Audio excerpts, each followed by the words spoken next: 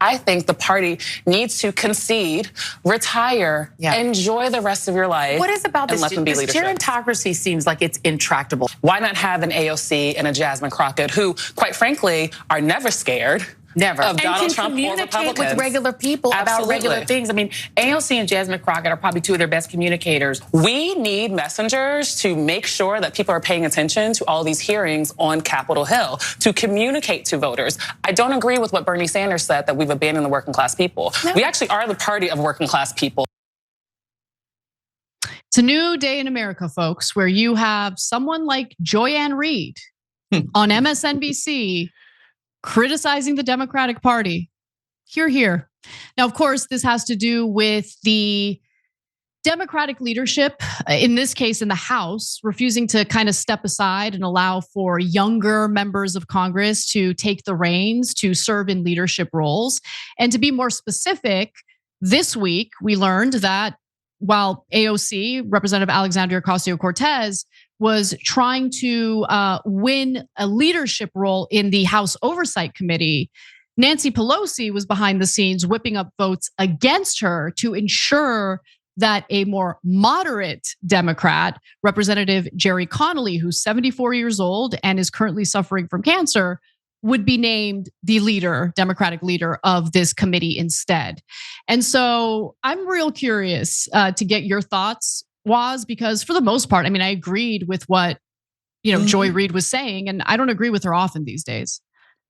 I rarely agree with Joyanne Reid when it comes to what the Democrats are doing or what they should be doing and what's right and what's wrong. But I think it's obvious that everybody understands this gerontocracy situation is bad. It's bad for business. Like this idea that you can be dynamic and reach a mass audience with, these freaking people that you got to wheel across the damn stage or on crutches, and they basically got to eat in public with a damn bib on. I think that's a problem. And I'm not trying to be ageist here, but just look at it looks insane. And then, when they come out and say like, oh, we're the party that has the best interests of the country and blah, blah, blah. And they do this stuff like just nakedly grab for power at every single turn. Like everybody knows that's the wrong move. What I will say, man, and if you ever watch a Nancy Pelosi interview and she's talking about her machinations behind the scenes, she's a freaking mob boss. And I think what she would say to AOC is, why don't you whip up the votes? Okay?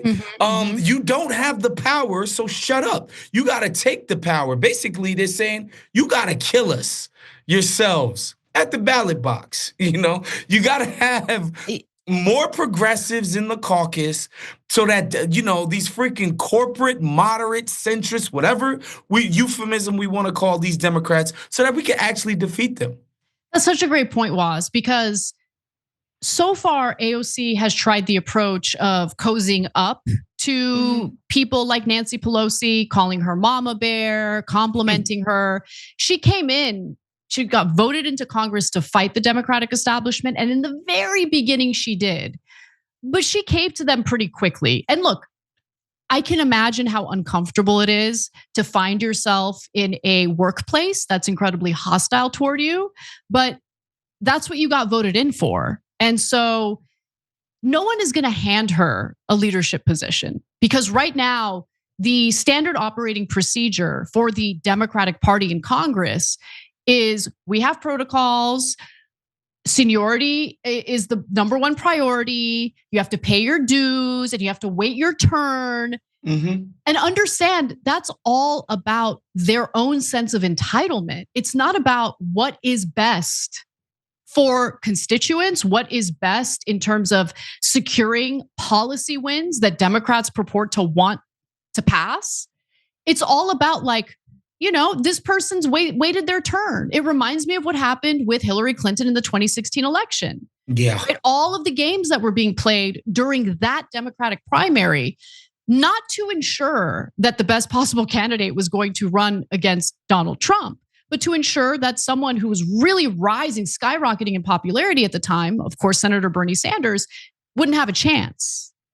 right? I remember all the little games that they played. It's just incredible because, of course, there were a lot of denials about those strategies to essentially prevent Sanders from winning the primary. But then during this past election cycle, all of a sudden you have Democratic lawmakers who came out and just totally admitted it on cable news. Yeah, and you know what? I think about the other side, and we've talked about this on the show, and about like what Matt Gaetz and them could do in the freaking House caucus, where on the Republican side, where they could have a direct hand in picking the freaking speaker. Okay, I think part of that is their megaphone, man. Like they could get certain political conservative media entities to echo what they're saying. Like I think AOC got to get on the horn. She got to try to get them folks at the New Yorker and the New Republic and the, God forbid, the Atlantic and New York Times. Like you got to find a way to get in there to put a pressure campaign on these establishment Dems and just talk about like, yo, you guys are taking all these L's. And the idea that you could sit around and be this arrogant and stubborn about holding on to power till the bitter end, she's got to be a little bit more politically savvy, honestly, about little Machiavellian. Yeah, right? 100%. Because it's not gonna work from just doing it on the quote unquote merits. 100%. Now, I want to go to one more video here, and this is Chris Hayes, also a host over at MSNBC. But in light of everything that has happened over the past decade, it does feel like Democrats still have not learned a pretty important lesson here. In April of last year, President Joe Biden announced he was running for re-election, even though he was the oldest man to ever serve as president and was also clearly having a hard time communicating at the level necessary to occupy the bully pulpit. It wasn't until over a year later, when Biden gave a cataclysmic performance in his first debate with Donald Trump, that the Democrats changed course. You would think that would have been enough for Democrats to start taking the age issue seriously. But it was not. Gerry Connolly won that vote today. And he did so thanks in part to former Speaker Nancy Pelosi whipping votes for him. Pelosi whipped votes to make sure that Connolly got the oversight job over the young star in the party, even as the 84-year-old Pelosi is recovering from hip surgery after suffering a fall. It feels like a moment of genuine madness. Yeah, because it is. And dude, Pelosi needs to retire. But I just, look, I think that Chris Hayes raises a super important question. Has the Democratic Party learned a damn thing from this past election? And I remember, before you answer, I remember having a conversation with Cenk behind the scenes in the lead up to the election, because I told him, I'm like, look, I know people are getting excited about some of this polling and stuff. I remember it was like after the Ann Seltzer thing came out, and I'm like, the Iowa joint, yeah, the Iowa poll. I'm like, no, I don't buy this poll at all. But in saying that, I was like, look, there's a possibility that if Democrats lose this election, it might wake them up and make them realize things need to change. It might force them into some self-reflection. It doesn't seem like that's happening. At least not with the leadership. It's definitely not. I don't know if you saw in the New York Times I think it was yesterday, where the DNC chair, the black dude, is like, well, actually, we had some down ballot wins and all isn't lost. And it's like, cope. You can't be serious. But to what Chris Hayes was saying, who, by the way, I always thought Chris Hayes was one of the few good ones at MSNBC. He's got some he's got some progressive instincts. I've never minded Chris Hayes, and so I'm not surprised that he's bringing this up. But like, you show that picture of Joe Biden and Nancy Pelosi, like these people are so cooked.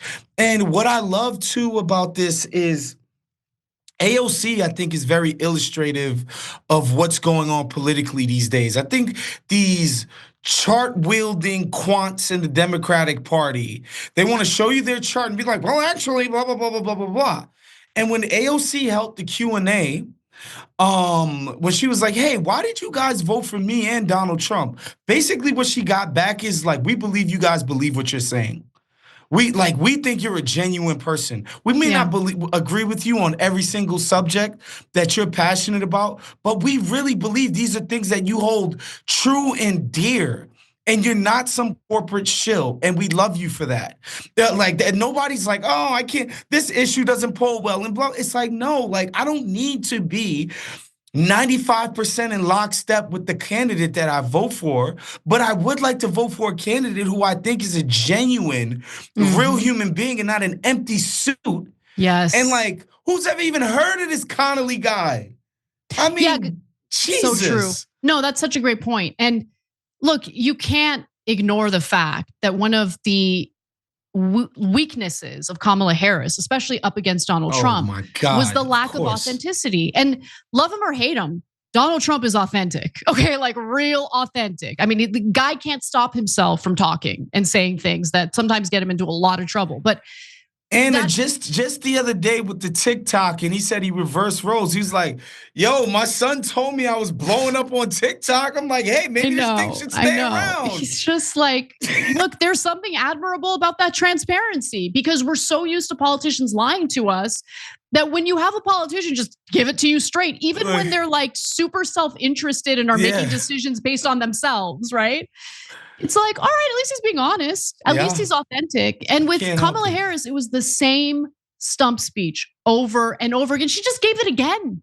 She just gave a speech, head up, shoulders back. I know. We heard that a billion times. You're not excited about the opportunity economy? No. Whatever the hell that means? Well, I didn't know what it was because it wasn't really explained to me or anyone else. So. Hey, thanks for watching that video. We really appreciate it, guys. And we appreciate it if you become members, because that allows us to be independent, honest, progressive, all the things that you don't get from corporate media. And all of that is because of you guys. Hit the join button below and become one of us. Become a young Turk.